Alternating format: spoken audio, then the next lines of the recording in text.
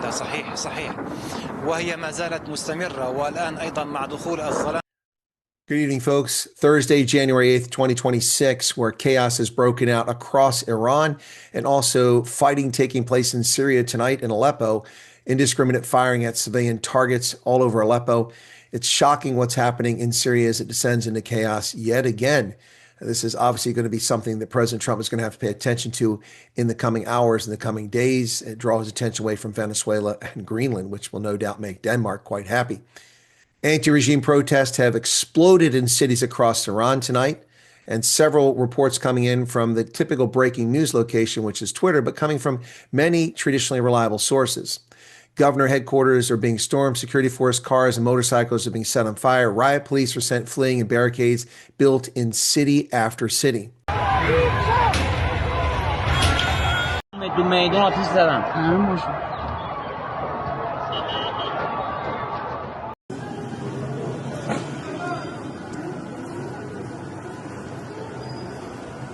This is the most intense night of protest thus far in the week of protest in Iran, where people have had enough. Will the people overthrow these evil mullahs?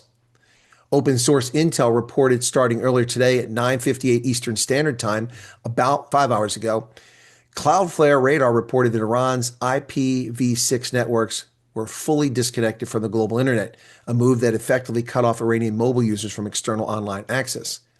At 10:50, almost an hour later, Visegrad reported that the Islamic regime had completely shut down the internet across Iran just before the speech to the nation by Crown Prince Pahlavarezi. 2CTV later reported that Iran had halted all flights at Tabriz International Airport, and that came from Mehr News Agency.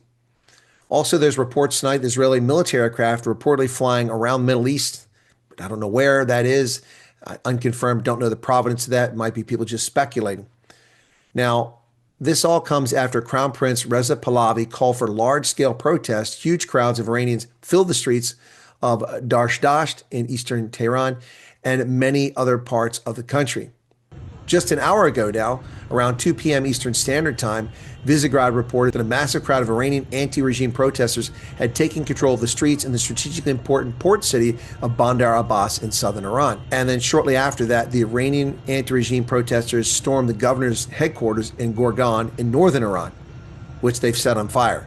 There's a large number of Islamic regime police cars that have also been set on fire. And within the last 45 minutes, in Tehran, anti-regime protesters burned vehicles throughout that city as well.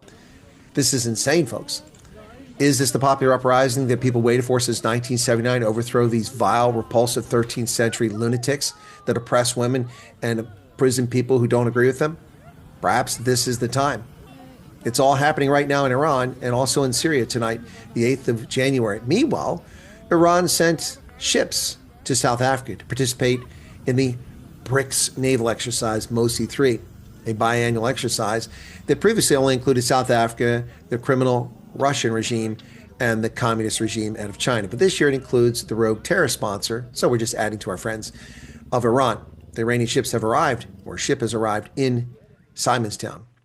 So South Africa chooses to make friends with governments that murder their civilians, that invade their neighbors, and then squawk when the United States uses a legitimate extradition order to remove a fake president from Venezuela. The world truly is upside down. South Africa claims to be on the moral high ground. They have no idea where the moral high ground is. They're not even remotely close to it. Tonight in Iran, things are getting quite spicy. More to follow on this, and hopefully we don't see a lot of people hurt, but President Trump has weighed into this once again, sending a clear warning to the Iranian terror regime about its actions. And I have let them know that if they start killing people, which they tend to do during their riots, they have lots of riots, if they do it, we're going to hit them very hard. They know, and they've been told very strongly, even more strongly than I'm speaking to you right now, that if they do that, they're going to have to pay hell. And there you have it, folks. That's President Trump issuing his warning. The United States is probably ready. I imagine Israel's ready and probably anticipated this. They've had time to prepare for it. Lots going on in the world. It ain't easy being Homo sapien today, is it? Cheers.